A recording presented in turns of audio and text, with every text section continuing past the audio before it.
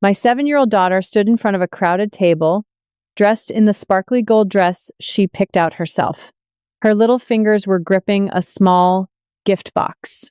Every adult in the room, the elite of New York, was laughing and clinking glasses, too distracted to notice her, except me. I was watching closely.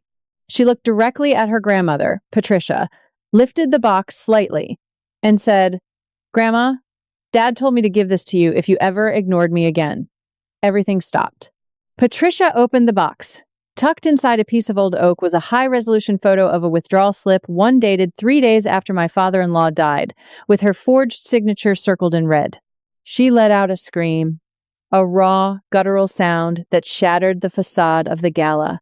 Drop a comment and let me know where you are listening from and what time it is for you right now. I would love to know who is part of our community. The scream was still echoing off the high, wood-paneled ceilings of the Hamptons estate when the room dissolved into chaos. Patricia's social circle, the old money, the new money, the people who traded smiles like currency scrambled toward her. They looked like a flock of frantic, expensive birds. I did not move to help. I did not ask if she was okay. In that moment, I was not her daughter-in-law. I was a debt collector finally calling in a loan. Tyler stood beside me. For years, he had been the neutral son, the one trying to build a bridge across a canyon that was always going to be too wide. But as he looked at his mother trembling on the floor, his jaw was set like granite. There was no sadness in his eyes, only a cold, clinical finality. I reached out and took Madison's hand. Her fingers were small and warm in mine. She looked up at me, not with fear, but with the quiet certainty of someone who had finally finished a difficult chore. She had said her piece. We moved through the crowd. People were whispering, staring, looking for a villain to blame. I walked straight to the registration table near the mahogany doors. There, in a silver tray, sat the donation envelopes for the Founders Gala. I found mine. Inside was a check for $6,500. It was our entry fee into Patricia's version of a family legacy. A legacy that did not include my daughter. I did not hesitate. I pulled the check out, and I tore it. Once. Twice. The sound of the paper ripping was the most satisfying thing I had heard all night. It was the sound of a contract being terminated. I had been the silent investor in their version of family for far too long, footing the emotional bill while they overran my compassion every single month. For years, I had romanced the idea of belonging, but now I saw it for what it was, a subscription with me footing the bill. "Ready?" Tyler asked. His voice was low and steady. "More than ready," I said. We walked out of the grand estate. The night air was crisp, smelling of salt and expensive landscape mulch. As we waited for the valet, I pulled out my phone. My thumb hovered over Patricia's contact. I did not cry. I did not ask why. I just opened my settings, and I hit block. The heavy iron gates of the estate swung shut behind our car as we reached the highway. I did not look back. I did not feel a single spark of regret. This was not a breakdown. It was an audit. And the Hamptons were about to realize just how deep their deficit really was. Patricia operated on a scale of blood purity that would have made a Victorian eugenicist blush. To the outside world, she was the philanthropic heart of the Hamptons. But inside the grand estate, family was a brand, and Madison was a glitch in the software. For years, I told myself that being the bigger person was a virtue. I told myself that my daughter did not need $5,000 vouchers or custom gold watches to know she was loved. But I was wrong. I was not being virtuous. I was being an accomplice to her erasure. The injustice was not always loud. It was a slow, methodical drip of what I now recognize as the trap of normalized cruelty.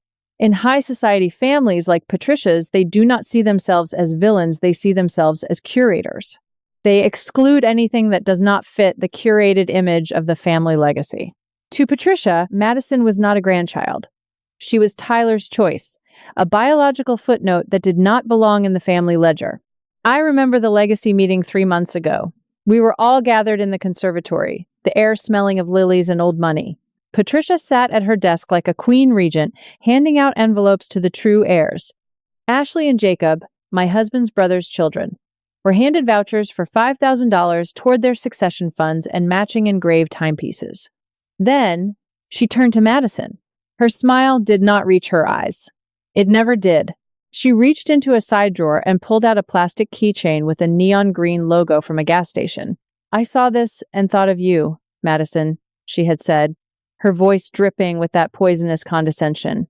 "It is for your future apartment, since you will not be inheriting the estate. It is important to be realistic about where you fit." Madison had gripped that cheap piece of plastic, looking at her cousin's gold watches, and she asked me later that night if she was just a visitor. My heart did not break. It went cold. I looked at the art on the walls, the 400-year-old Dutch landscapes I had restored for free over the last 3 years because Patricia called me Tyler's little restorer instead of a professional. I realized then that I had been the ghost owner in their version of family, providing the invisible labor that kept their collection pristine while they drained my spirit every single month. This was the trap of normalcy. They treat the exclusion like it is a practical business decision, a matter of protecting the brand, until the victim starts to believe that being treated as less is just the way the world works. I watched Madison shrink into the background of her own family for the last time that night. I stopped making their morning coffee. I stopped answering the frantic calls about the humidity levels in the gallery. I went back to my own studio, opened my private ledger, and realized that this was not a family drama anymore. It was a liquidation.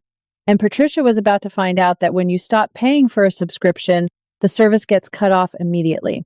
Patricia did not wait for the dust to settle before she began the public execution of my character. Within 48 hours of us leaving the grand estate, the digital gallows were built. She did not come at me with messy, emotional outbursts. She was too refined for that.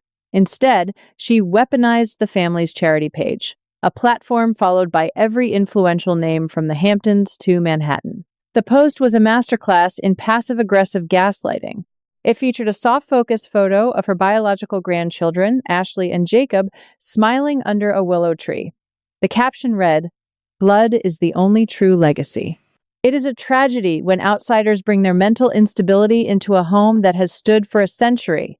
Some people are simply distractions, and we must pray for their healing. The implication was a digital gunshot. Sharp, precise. She was not just calling me a stranger, she was labeling me as mentally unfit.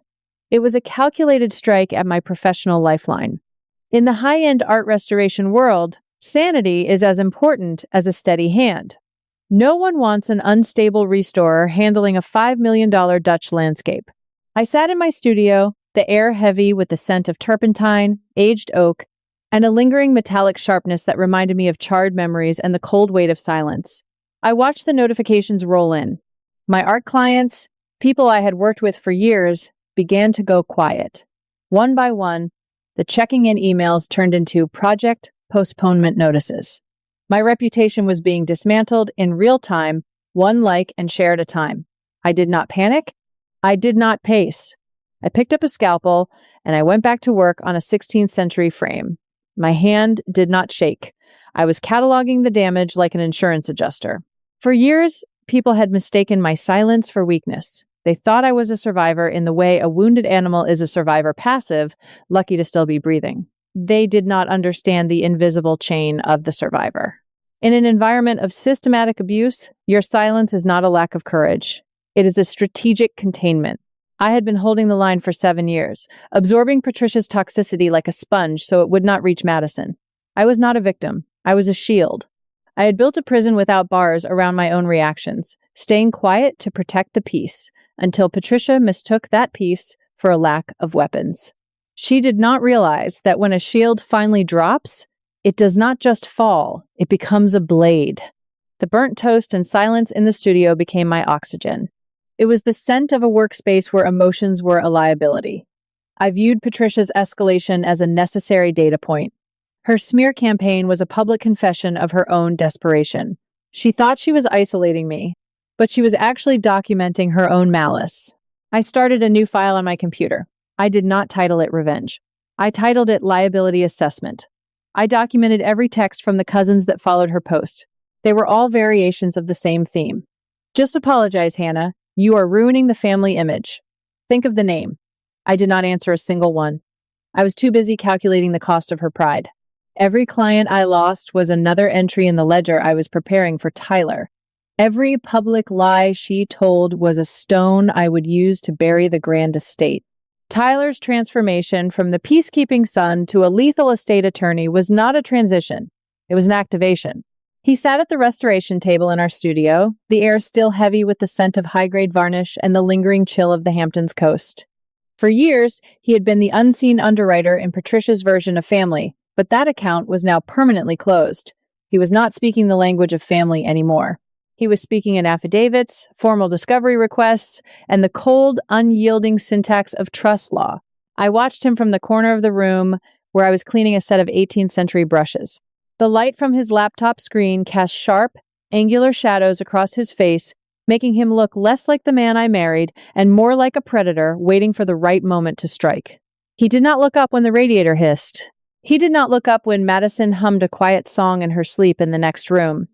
He was focused on a single digital folder labeled Founders Education Fund. "This is not revenge, Hannah," he said, his voice as clinical as a surgical report. "This is accounting. My mother has been overdrafting our goodwill for 7 years. It is time to balance the ledger." He hit the enter key with a finality that sounded like a gavel. He had just issued a formal audit demand to the family firm's legal team. He was not asking for an explanation for the keychain anymore. He was demanding full transparency of the $1,500,000 trust established by his late father. The fund was supposed to be the bedrock of the next generation, a legacy designed to ensure that every grandchild, including Madison, had their future secured. But Tyler had noticed the discrepancies months ago. He had seen the way Patricia's hands shook whenever the fund's quarterly reports were mentioned. He had seen the contradictory records the family accountant, a man who had served the estate for 30 years, tried to bury under layers of administrative fees. Tyler's email did not contain a single emotional plea. There were no mentions of Madison's hurt or the scene at the gala. It was a cold, factual document that gave Patricia exactly 48 hours to provide a certified accounting of the fund's assets. If the records were not delivered, he was not going to call his mother. He was going to file for a court-ordered receivership, a move that would effectively strip Patricia of her control over the family's charitable image. The response did not come in an email. It came in a frantic late-night phone call from the family accountant. I could hear his voice through the speaker, thin, trembling, and stripped of its usual professional polish. He did not ask how we were. He did not mention the gala. He begged Tyler to reconsider for the sake of the family name. He spoke about the optics of an audit and the stress it would put on Patricia's heart. Tyler did not blink. He did not even lean back in his chair. "The family name is a brand, Arthur," Tyler said, his tone lethal and precise. "And I am currently looking at a breach of contract. You have 47 hours and 12 minutes remaining. Do not call this number again unless you are attaching the withdrawal slips." He ended the call and went back to his spreadsheet. There was no noise in the studio except the scratching of his pen against a legal pad. Anger was not loud this time. It was a balance sheet. I realized then that Patricia was not just shocked by the scene at the gala. She was terrified that the worthless outsiders had finally decided to read the fine print of her lies. The silence in the studio was no longer heavy. It was sharp, like a needle about to drop. At 2 a.m, Tyler pushed a stack of printed documents across the restoration table. My hands, usually so steady with a scalpel, felt cold as I looked at the images. This was the moment the family drama stopped being about hurt feelings and started being about a felony. I stared at the withdrawal slips for the Founders Education Fund. $1,500,000, the entire value of the land legacy Tyler's father had left, specifically for Madison. I looked at the signature line at the bottom of each slip. It was a crude, shaky imitation of my late father-in-law's handwriting. The loops in the capital letters were too wide, and the slant was too forced. But it was the dates that made my blood turn to ice. Every single withdrawal was dated 3 days after his funeral. Patricia had not just excluded Madison from the family tree. She had treated her as a ghost so she could rob her like a grave. My husband leaned back, the blue light of his monitor reflecting in eyes that held no more mercy. "She did not just forget Madison in the will. Hannah," he said, his voice a clinical monotone. "She used Madison's future to pay for the very gala where she called her a distraction. My daughter's stolen inheritance paid for the champagne my mother used to toast her biological heirs." I rubbed my eyes, trying to summon the indignation I should have felt years ago, but there was only clarity. This was not a betrayal. It was a breach of fiduciary duty. The invisible labor I had done, the restorations I had performed for free, it had all been a tax on my patience for a lie. We had been subsidizing a brand that was built on a crime. The realization was lethal in its precision. The worthless grandchild, the girl Patricia had handed a plastic gas station keychain to, was actually the benefactor keeping the grand estate from sliding into bankruptcy. Patricia had weaponized our silence to fund a lifestyle she could no longer afford, using the dead man's signature to erase the living child's rights. "What is the move?" I asked. I did not ask if we should call her. I did not ask if she would apologize. I was looking at a balance sheet that was finally balanced. Tyler pulled a fresh legal pad toward him and began drafting the criminal referral. "We do not move," he said. "We execute. I am not her son tonight. I am the executor of a truth she thought she buried with my father." Inside, my studio smelled of aged wood and the cold scent of accountability. The New York elite would soon find out that the philanthropic heart of the Hamptons was a forged heart. This was not a breakdown. It was a liquidation. The heavy oak door of the studio groaned open 2 days later. Patricia stood in the doorway, her designer coat disheveled and her eyes bloodshot. The woman who had ruled the Hamptons with a silver tongue was now gasping for air in a room that smelled of aged wood and turpentine.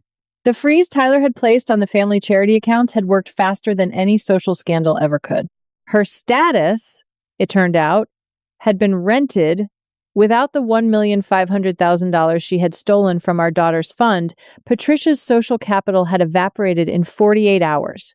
She reached for Tyler's arm with trembling fingers. "You are destroying your father's memory," she wailed, her voice thin and desperate. "Madison does not need that much money. We can work this out as a family." Tyler did not move.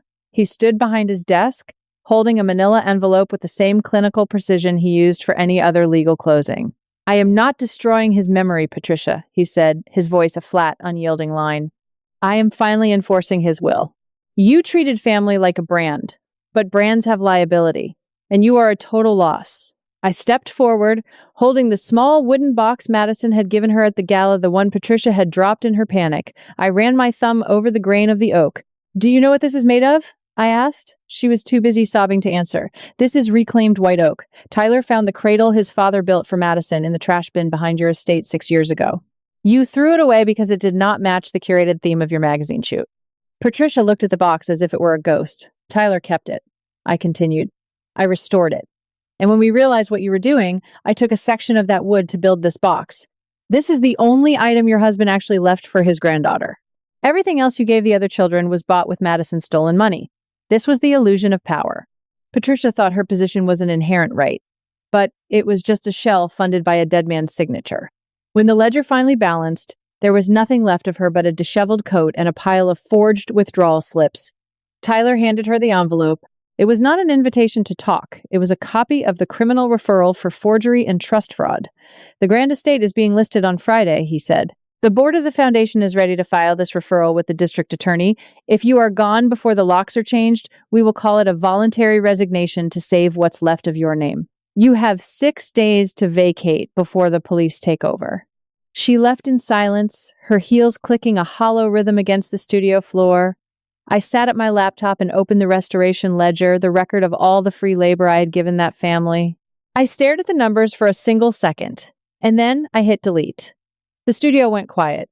In the corner, Madison was painting at her easel. The light caught the gold of her dress, the one she wore to the reckoning. There was no noise from the Hamptons anymore.